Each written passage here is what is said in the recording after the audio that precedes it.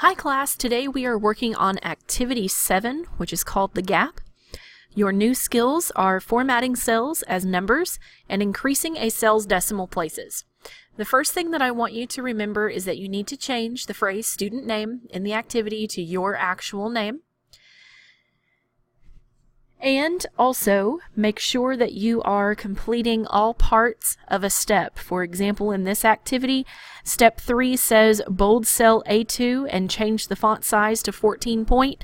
You need to make sure that you are doing both of those parts of that step and not missing one. If you miss one of them, points are taken off.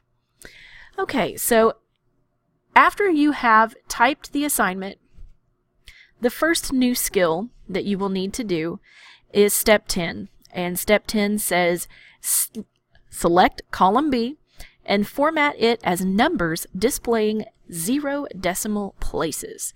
So to format column B, what you're going to do is select all of column B. You're going to right click on it, choose format cells, and then you're going to click on number. When you choose number, you'll notice you have a couple of other options that you can choose. Your decimal places need to be changed to 0. Then once you do that, click OK, and that will be formatted.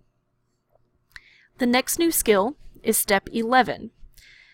Step 11 states select columns E and F and format them as numbers displaying 2 decimal places. So what we're going to do is select E and F at the same time. We can just click on E. I'll show you that one more time. Click on E and then drag over to F, and that will select all of the cells in both of those columns.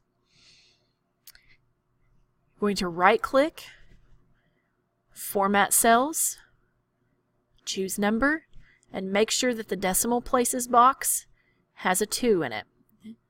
Then click OK, and now you will notice that all of those numbers in columns E and F now have 2 decimal places.